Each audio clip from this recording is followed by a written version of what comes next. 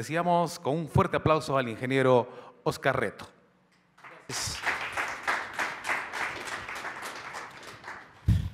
Gracias. Buenos días, distinguido asistente. Para mí es un honor presentar este trabajo técnico en este evento tan importante en la industria minera nacional. La determinación de altura de bancos óptimo utilizando simulación geoestadística es un campo bastante, no es nuevo, pero bastante importante, ya que su utilización y su aplicabilidad en los proyectos mineros puede tener un impacto relevante. Es por eso que he decidido presentar este trabajo, porque considero que puede servir para masificar el uso de los sistemas geoestadísticos en la industria minera. Este trabajo considera principalmente la evaluación geoestadística aplicada a la determinación de altura de bancos. No considera parámetros como tamaño de la planta, dimensionamiento de la flota, de equipos, tampoco considera el análisis geomecánico, principalmente es evaluación de leyes y comportamiento del depósito. Bien, los objetivos, permítame prender este dispositivo.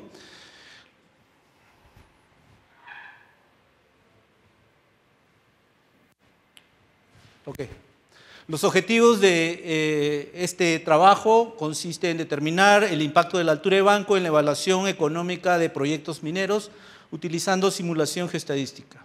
Esta evaluación va a permitir elegir un dimensionamiento o una altura óptima que pueda ser empleada en los proyectos, ¿no?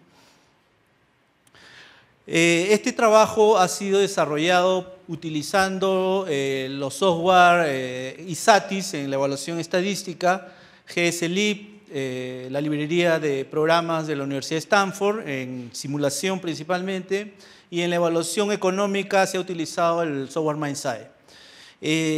La información de este proyecto está basado en un depósito real en la cual yo tuve la oportunidad de aplicar y de utilizar un caso en un proyecto minero acá en el Perú.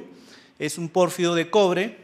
En base a esta información es que se ha plasmado en este trabajo técnico esa utilización que se dio en ese trabajo. Para no comprometer la información de la empresa, se ha modificado con algunos factores las leyes y se ha utilizado unos taladros simulados, no se han utilizado unos taladros de exploración, ya que el servicio brindado a esa empresa también incluyó una simulación de taladros, pero no es el caso de este trabajo.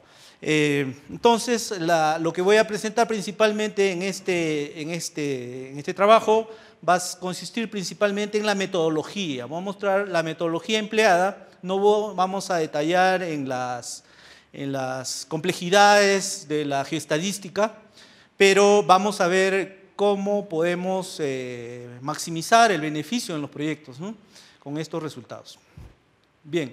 La metodología ha consistido primero en definir la zona de estudio. Se ha seleccionado un área con una extensión aproximada de 700 metros por 700 metros y 200 metros de profundidad que abarque una determinada producción. No se ha elegido todo el depósito para evitar consumo de tiempo y esfuerzos en términos computacionales. También esta información, ya para su utilización en los sistemas geoestadísticos, se ha hecho un tratamiento espacial de datos. Posteriormente se ha realizado una transformación de la información o transformación de los datos a un espacio gaussiano. Posteriormente realizado una variografía al espacio, a la información transformada. Luego, propiamente, se ha realizado la simulación geoestadística utilizando los programas del GSLIP de la Universidad de Stanford. Y luego se ha determinado o se ha evaluado las alternativas de altura de bancos y se ha rebloqueado, se lo ha llevado a un modelo de bloques donde se ha iniciado un análisis de sensibilidad.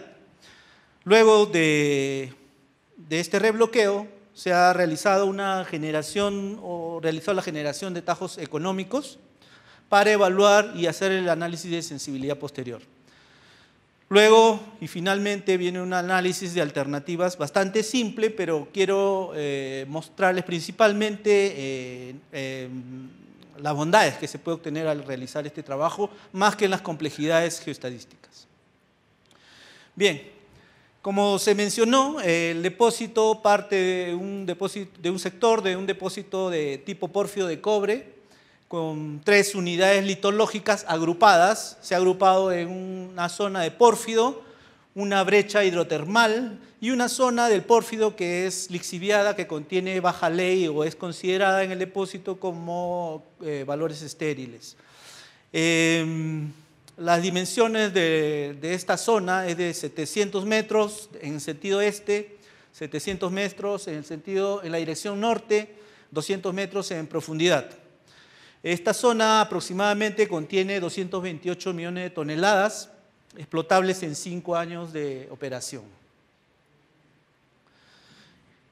El siguiente paso realizado fue el análisis espacial de datos.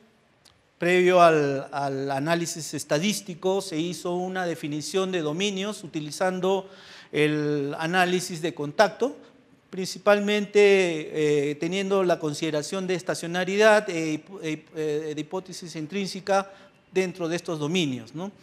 Luego se ha hecho un análisis estadístico convencional como se utiliza también en la evaluación de recursos, en estimación, muy similar. Debería hacerse una compositación, pero como estos datos fueron simulados, no se ha realizado la compositación. Se realizó estadísticas como cuadros de histogramas, correlaciones y también un análisis de tratamiento de valores altos o un acotamiento. Luego, posteriormente, se realizó un desagrupamiento de los datos para evitar la influencia de los taladros. En este caso particular, en realidad no ha sido relevante esto, porque los datos de taladros simulados están, digamos, regularmente espaciados, pero como paso necesario sí debería realizarse un desagrupamiento de datos, ¿no? La técnica usada ha sido el desagrupamiento por celdas o cell declustering. La estadística para cada uno de ellos, disculpen las dimensiones, tal vez no logren leer. El primer cuadro muestra el histograma para la zona de pórfido lixiviado, la zona lixiviada. Esta es la zona de brecha hidrotermal y esta es la zona de pórfido. Este tiene una ley media aproximada de 0.1, este de 0.4 y este de 0.7% de cobre. El siguiente paso consistió en transformar la data. Este es un esquema bastante simple que consiste en mostrarles a ustedes, a la audiencia, cómo se convierte la información. Los valores son llevados o son normalizados a un espacio gaussiano normal, que es un requerimiento de los algoritmos de simulación empleados. Donde se tiene una media en esta transformación final de valor de 0 y una varianza de 1. Luego, al final de la simulación, esta transformación va a ser detransformada o regresada a sus valores iniciales. Posteriormente, se realizó un análisis variográfico a los datos transformados para cada dominio. Como se observa, los variogramas fueron calculados en el espacio tridimensional y estos son los resultados para cada uno de ellos. Se observa un efecto pepita bastante alto para la zona lixiviada. La zona de brecha hidrotermal es un efecto pepita bastante aceptable, bastante reducido, y el pórfido también algo similar, con unos alcances aproximados de 120 metros, 150 metros para la zona de lixiviado, alrededor de 180 o 200 metros para la zona de brecha hidrotermal, y para la zona de pórfidos aproximadamente 180 metros. Una vez transformada la información, se aplicó los algoritmos de simulación. La simulación utilizada fue la simulación gaussiana secuencial, condicional. Se utilizó este algoritmo por ser bastante fácil, fácil su entendimiento y por su aplicabilidad. Es uno de los métodos más simples entre los métodos de simulación. Por lo tanto, ese es el que se ha empleado. La simulación nos llevó a generar nodos espaciados cada 2 metros. Luego estos nodos fueron representados en modelos de simulación de bloques de dimensiones de 2 por 2 por 2 metros.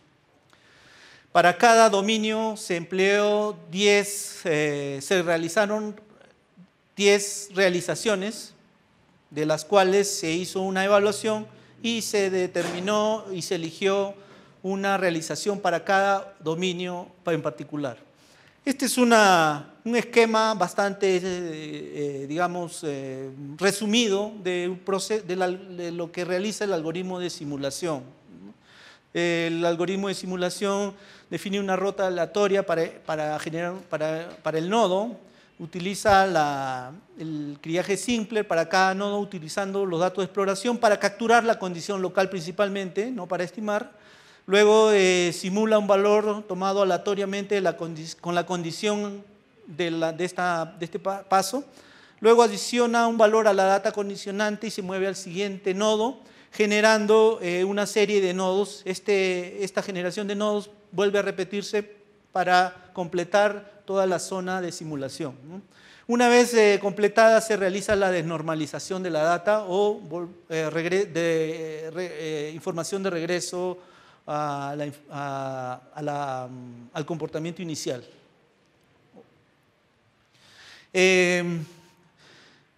También se realizó, es normal realizar validaciones de las simulaciones. Para este caso, solo se utilizó una validación visual, chequeando los valores iniciales y los valores simulados.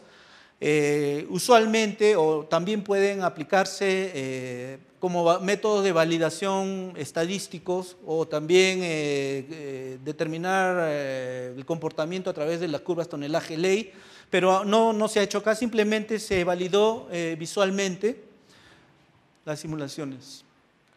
De las 10 realizaciones realizadas para cada dominio, se eligieron para la zona de pórfido lixiviado la realización 8, para la zona de brecha la realización 2, para la zona de pórfido la realización 10. Estos fueron agrupados en un modelo simulado general que es mostrado acá en este gráfico. Aquí pues están los valores ya simulados de un modelo de bloque simulado de 2 por 2 por 2 metros.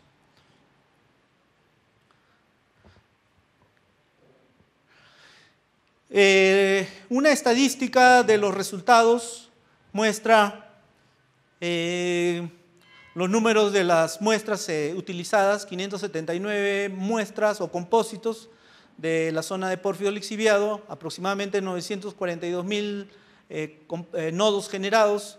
En la zona de brecha, 4.393 compósitos y 6.900.000, aproximadamente 7 millones de bloques o de nodos generados. Y en la zona de pórfidos, de 2.700.000 aproximadamente. Los valores de media son bastante cercanos. Para la lixiviación, para la zona de brecha hidrotermal tenemos valores exactamente iguales, la zona de pórfido también bastante similares, donde sí existe una pequeña diferencia es en la zona de la deviación estándar. Son valores bastante aceptables, que demuestran pues que la simulación está dentro de los estándares aceptados.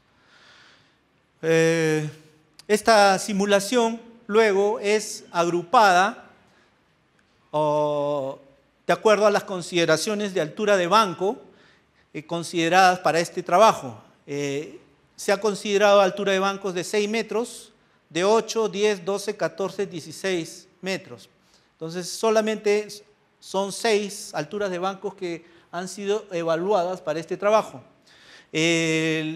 Estas alturas de bancos son llevados a modelos de 10 por 10 metros y por 6 metros de altura, representados en este modelo de bloques. Son agrupados por una estadística simple dentro de cada bloque agrupado. Podría utilizarse también una estimación por el inverso de la distancia, pero solo se ha empleado el agrupamiento simple, que es una media de los valores que calzaron dentro de cada bloque. Estos son los valores, estos son los bloques generados, modelo de 10 por 10 por 6, de 10 por 10 por 8, de 10 por 10 por 10, de 10 por 10 por 12, de 10 por 10 14 y así sucesivamente. A simple vista se ven bastante similares, pero si aumentamos la resolución vemos pues que los resultados sí difieren y hay algunas diferencias. Y esas diferencias son justamente las que van a marcar los resultados, ¿no? Cada uno de estos modelos de bloques han sido ahora posteriormente analizados, llevados a la generación de tajos económicos.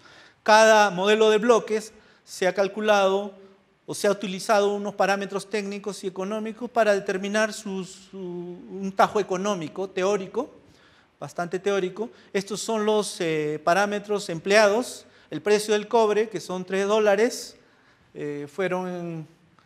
el precio fue utilizado ya hace algún tiempo, ahora ha bajado más, pero bueno, en $3 en su momento. El costo de proceso en $6, la libra. El costo de minas, $2. La recuperación metalúrgica de 85%, el ángulo de talud de 45 grados, para simplificar el ejercicio este, ¿no? En un caso aplicativo ya debería utilizarse los ángulos de talud que corresponden a cada dominio. Los gastos administrativos fueron incluidos también, lamentablemente no los coloqué acá en este cuadro.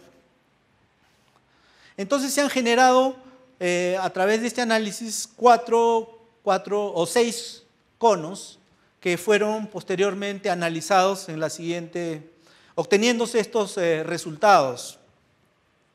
Para la altura de 6 metros tenemos el tonelaje de 172 millones, estos son millones de toneladas. La ley media es 0.558% de cobre y el valor neto de 3.994 millones de dólares. En el siguiente slide vamos a ver ya más claramente esta representación, pero ustedes pueden observar que la ley media es bastante similar.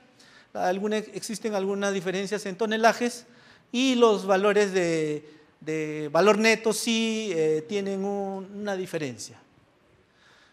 Estos valores fueron representados a través de un cutoff de 0.1% de cobre. Bien, y finalmente tenemos este cuadro donde se ve pues, la variación en toneladas, la variación en ley de cobre y la variación en valor neto. Vemos pues que los valores que se obtienen mayor valor neto son las alturas de 8 y de 10 metros de altura. Y la altura de 12 metros es la que se obtiene menos valor neto. Por lo tanto, existen diferencias aproximadas de acuerdo a este gráfico de 60 millones de dólares, solamente por considerar distintas alturas de bancos, ¿no? Bien, esta es en general la presentación que les quería mostrar. Y bueno, para concluir, bueno, pues se ha elegido para este ejemplo una altura de banco de 10 metros, podría ser la de 8 también, pero la de 10 metros es la que brinda mayor beneficio económico y también, pero esto tiene que complementarse lógicamente con las otras consideraciones geotécnicas, tamaño de planta, número de tamaño de flota, etcétera, ¿no? Pero desde el punto de vista geoestadístico vemos pues que la altura de banco de 10 metros es la que brinda mayor retorno y en la que podemos obtener hasta 60 millones de dólares de beneficio, ¿no? No es nada despreciable. ¿Cómo que estos resultados también pueden ser menos, ¿no? Podrían ser menos definitivamente. Pero para este ejemplo ha salido estos valores a un 14.1. La segunda conclusión a la que llego con este análisis es de querer mostrarles a ustedes de que esta metodología también puede ser empleada para la determinación de las dimensiones del SMU o la unidad minera de selección, ¿no? Que es exactamente igual, donde difieren solamente las dimensiones de los bloques a analizar y rebloquear, ¿no? Bueno, y la tercera conclusión es bueno, que las técnicas geoestadísticas no solamente pueden ser empleadas para estimar recursos, también pueden ser utilizadas en optimización de procesos. Y especialmente ahora cuando tenemos los precios de los metales, por ejemplo, bastante bajos, donde los costos de las operaciones mineras cada vez suben más, entonces tenemos que pensar en nuevas alternativas. Y esta es una de las alternativas que puede servir a la industria minera y bueno, es una de las razones por la cual yo he considerado que puede ser de importancia para sus proyectos. Bien, señores, eso ha sido toda mi presentación. Le agradezco su atención. Muchas gracias. Muy bien, muchísimas gracias al ingeniero Óscar Reto por su valiosa participación. Si tienen alguna pregunta, seguramente les han alcanzado unas hojas para que puedan formular las mismas. Si no, ya continuamos con la siguiente. ¿Sí hay? A ver, vamos a esperar que nos las traigan para que pueda absolver la interrogante el ingeniero Reto.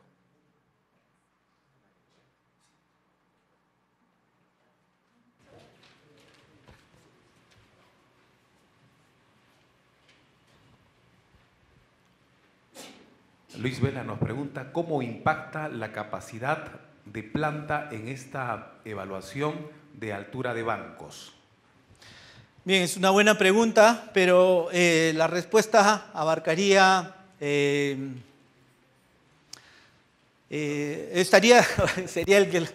sería el tema de otra presentación, pero principalmente considero que esto es un complemento a cualquier otro análisis que se haga, ¿no?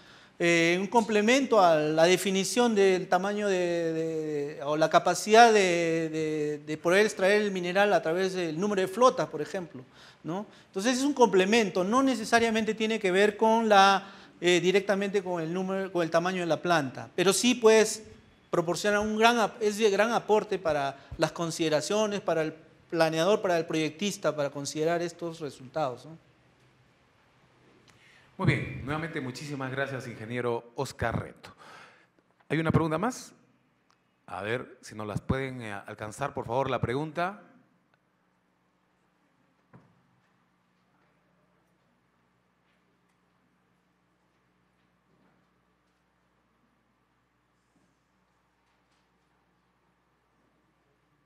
A ver, ingeniero, dice, ¿qué enfoque utilizó para elegir una realización en cada dominio simulado? Como lo mencioné, perdón, ¿puedes repetir qué enfoque para...? A ver, ¿qué enfoque utilizó para elegir una realización en cada dominio simulado? La simulación es un proceso de bastantes pruebas. No es que ya configuré la información y ejecuto y el software me va a producir los resultados esperados. No. La simulación abarca muchas pruebas, o sea, se tienen que hacer muchos tests y también se tienen que hacer validaciones. Entonces, las validaciones han sido importantes también para poder determinar la realización final en cada una de ellas. No han sido elegidas así aleatoriamente, no. Se ha seleccionado en base a pruebas y confrontación con la data base, ¿no?, de taladros presentada. Hay una interrogante más. Alan Rojas pregunta, para encontrar la media representativa, ¿usted cree que 10 realizaciones son suficientes? Podrían ser más, podrían ser 10. Yo he utilizado 10. Este es un ejercicio bastante práctico. Podrían ser muchas más. Se trabaja en simulaciones hasta 100 realizaciones, ¿no? Eso depende del evaluador. Se puede utilizar innumerables. Y cuando se utiliza más realizaciones, evidentemente que ya no solamente se va a utilizar una validación visual como la que se ha realizado, sino también una validación ya estadística, digamos, más compleja, ¿no? Y también lo que determine los sistemas computacionales, ¿no? Porque manejar 100 simulaciones no es igual que manejar 10 simulaciones o 10 realizaciones, ¿no? Lo conveniente o lo recomendable sería trabajar con 10, 20, ¿no?, que puedan ser técnicamente manejables. Muy bien, muchísimas gracias. Despidámoslos con un fuerte aplauso al ingeniero Oscar Reto.